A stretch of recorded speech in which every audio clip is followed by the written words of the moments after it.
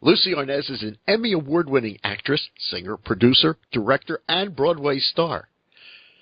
Miss Arnaz made her Broadway debut creating the role of Sonia Walsk in Neil Simon and Marvin Hamlish's They're Playing Our Song, followed by a, 35-year career on Broadway and over 45 years in show business, and there's so much more. Lucie Arnaz is the daughter of two of the most beloved stars of all time, Lucille Ball and Desi Arnaz. But you knew that. The sister of Desi Arnaz Jr., and we'll talk about that and much more. You can catch Lucie Arnaz live Saturday, August 20th at Resorts Casino Hotel in Atlantic City in the Superstar Theater, which is where she should be, the legendary Superstar Theater, if those walls could talk, benefiting the Schultz Hill Foundation. For everything about Lucie Arnaz, please visit luciearnaz.com. We'll give you ticket information shortly. Please welcome to the Marc Berman Show an incredible talent with an incredible bloodline. Please welcome Ms. Lucie Arnaz. Lucie, welcome to the Marc Berman Show. Very kind. Thank you for that lovely intro, Mark. Okay, before we talk about everything else, I have to ask you, your mom and dad are Lucie and Desi. So we see them as the legendary stars that they are. But to you, they're mom and dad. Now, did Lucie or Desi ever say, Lucie, eat your vegetables? I mean, had that ever come up growing up as a kid? You mean, are you just talking that's a metaphor? Sure. Or did they say normal parenting things? Sure. Of course. Yeah. They were good parents. Growing up? They were good parents. They were great parents when they were available to be there. They were hardworking people. They were gone a lot because of the show, and we were little and they were already working. So, like I'm sure anybody in your audience can identify when you're a kid growing up with two working parents, not just one, where, there isn't like a mom at home or a dad at home. It's rough. That's the rough part. But when they were there, they were very conscientious and raised us, in a very simple kind of old-fashioned way. We had an allowance, and we had to eat right. My mother, it's not about eating our vegetables. My grandmother, Dee Dee Ball, my mother's mother, was one of the first people I ever knew who was all about it's what you eat. If you're sick, what'd you eat? And if you're sick, here's what you're supposed to eat. And she was a big follower of Henry J. Beeler, Dr. Beeler, and he's like now the Dr. Furman, of his time. And so we were always very conscientious about growing up strong and healthy and taking care of ourselves. The best advice I think my mother ever gave us was, take care of yourselves first. It's like put your, oxygen mask on first, and otherwise you can't help your child, Yeah. So, growing up in an entertainment family, did you want to be an entertainer? Did you want to be a singer? Did you want to be an actress? I didn't think I did. I really was very shy, actually, as a kid. And in front of a lot of other people, I was extremely shy. But somewhere around 7 or 8 or 9, I started creating little playlets in my backyard with my girlfriends. And we had a little theater group, actually. We named it Proscenium Players. And we would create plays. We would, lip sync to famous musicals, and we would invite people in the neighborhood over and charge them 25 cents, set up the chairs, do shows.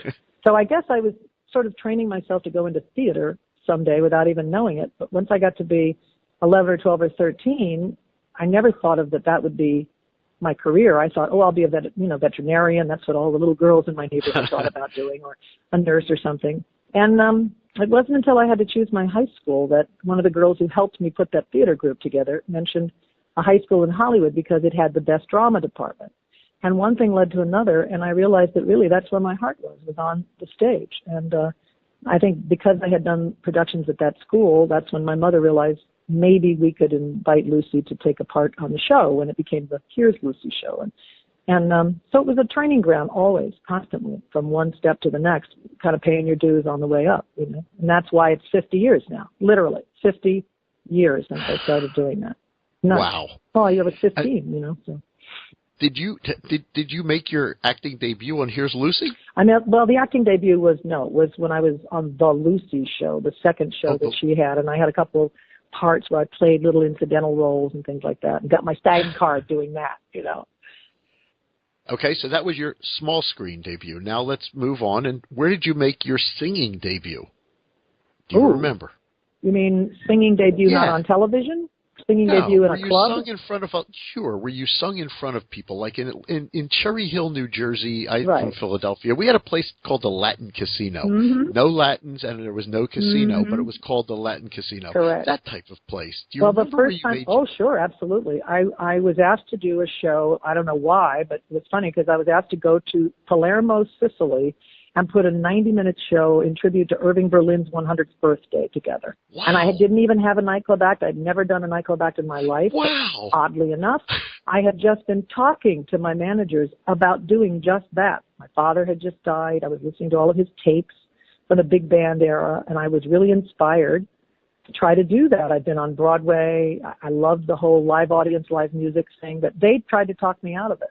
Like, no, you don't want to do that. There's no money in it. It's the a-hole of show business. You'll never recoup. It's a terrible idea.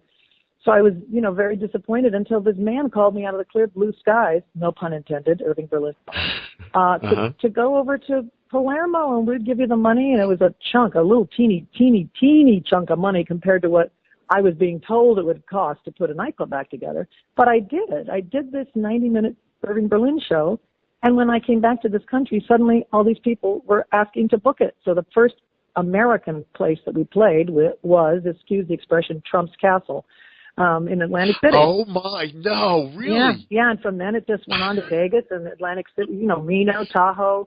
I played all those places all of a sudden, and then it wasn't Irving Berlin's birthday anymore, so we took out some of the Irving Berlin and put in more Gershwin and Cy Coleman, and 29 years later, I've been doing that as primarily my focus when I'm not on a Broadway stage. I did a little bit of television and a couple movies, but primarily I make my living in the concert world. That's funny. Yeah, but you were also on Marcus Welby. That was long before any of that I just mentioned. Yeah, there was a whole other world. You asked me what my first concert was.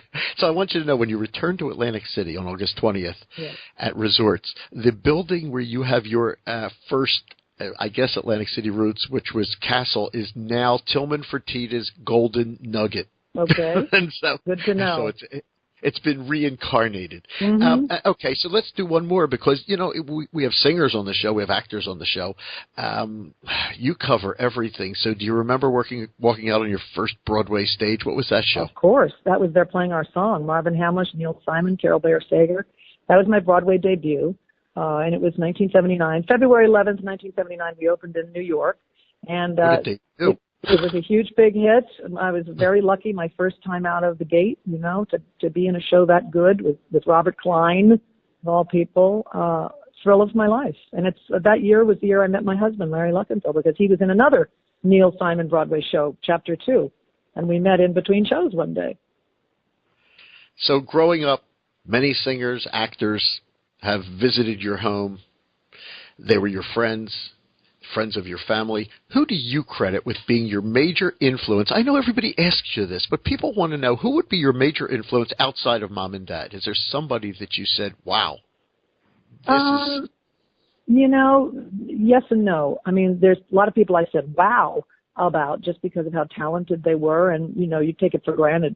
All these people on television, they're talented, but when you see them in person and you realize they're actually really smart too, and can think on their feet, they're funny. The comedians are funnier. The singers are great singers, the Dean Martins and the Mel Tormes and those people. So it depends, because I've got comedy influences, dramatic influences, singing influences.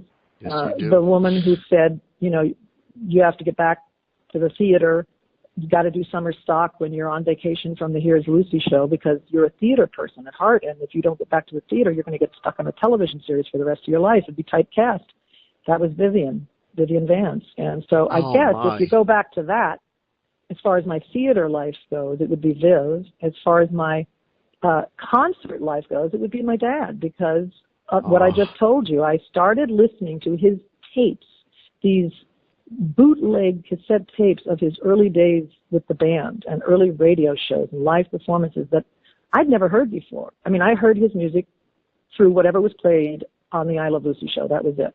There were years and years and years and years before that, and fantastic arrangements and beautiful songs that inspired me so much. I said, my God, I would just kill to be in a show with a band that good behind me and with charts, arrangements that are that sensational. Someday I want to do that. And you know how they say, tell the universe what you want and be specific, right? I said that after hearing his music, after he had passed away. Literally, it was weeks, days after he passed away. Oh. And within a year, I got that call from Sicily to do that show. So I know it was inspired by my father, and that the gene that I have that has rhythm is certainly from the Latin part of my family. It's not from Jamestown, so, yeah. The thing that is great about today, the times that we live in with our technology, we can go on YouTube and we can pull up classic videos, as I do all the time, of people like your dad, and we can see him performing live Babalu.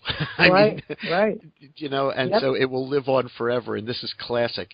You're going to be appearing at resorts. We're talking to Lucie Arnaz. We have a couple minutes left. You'll be appearing at Resorts Atlantic City on August 20th. Yes. What can we expect, and will we hear Babalu?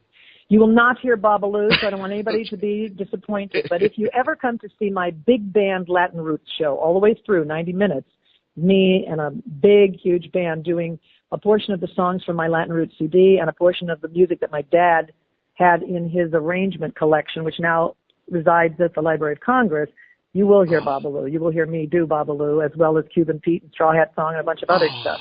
But this particular show, we were requested to do a specific evening of some Broadway, some pop, and some Latin. So I shuffled the cards and dealed them out and said, okay, there's the show. So it's going to be sort of half an evening with Lucie Arnaz, all the kind of wonderful American songbook stuff that we normally do, and a couple of silly songs that I wrote for fun.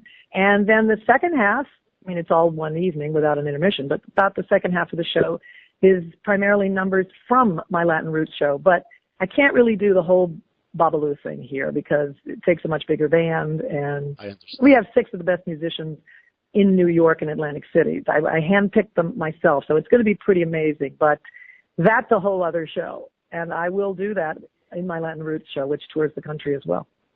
And this will be up close and personal in the Superstar Theater. Cabaret shows to me are just amazing, where you're seeing and feeling the performers up close, and you actually get to be a part of them. Superstar Theater provides that type of environment, and to have you on that stage is absolutely a night that people do not want to miss. There's so much when you walk out on stage. I have a couple seconds left. There's some crazy questions. Our audience is musicians. They like the things like, well, look, Lucie, your dad played guitar, okay? Yeah. Do you happen to have any of his guitars? I do, and they reside at the Lucy Desi Museum in Jamestown, New York.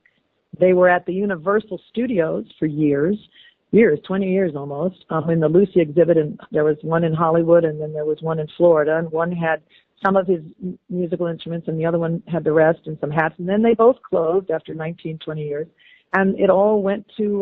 well, not all of it. I took the baby drum, that little Ricky drum that looks like my father's drum, and saved that for myself, which I get to play when we do the Babalu number on stage. Ha. And, but yeah, his guitar is in the museum.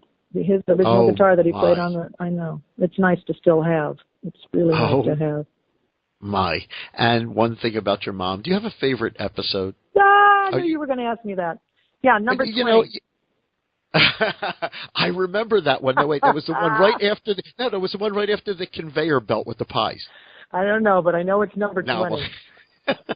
Lucie, you are a sweetheart. We are looking forward to having you here in Atlantic City to bring your show to the stage of the Superstar Theater at Resorts on August 20th. We'll give you ticket information shortly. This is to benefit the Schultz Hill Foundation, and just having you here with us for a few minutes, you've really made my day. This is awesome, just being able to talk to you. Lucie, it's great fun. Thank you. I look forward to being there. I haven't been in Atlantic City to perform in a while, so this is going to be really great for all of us.